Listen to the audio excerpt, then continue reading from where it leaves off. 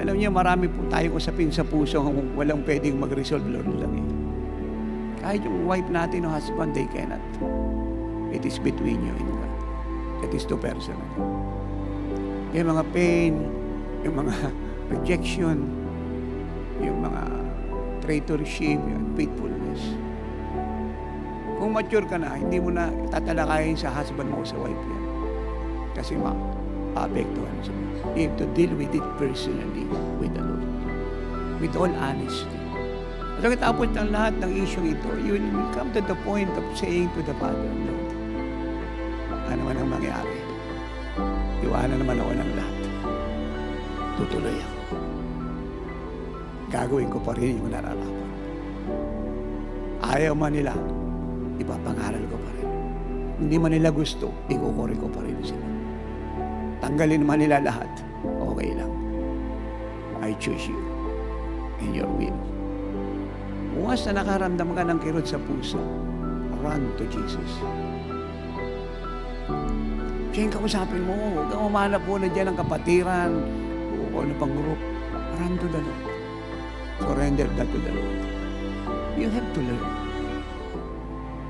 Alam niya, minsan bago matutong marami, it takes a lot of pain. It takes a lot of pain. Mas mabuti na yung meron ka naramdamang kirot because you grow in pain kaysa wala ka nararamdaman.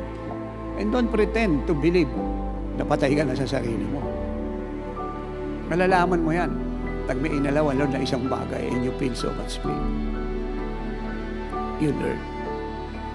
And when God allowed that to happen to you, tinuturuan mo niya. Dapat dumilat ka. Huwag mo ituro kung sino-sino, bakit ganito, bakit ganon. Forget everybody. Take your responsibility personally.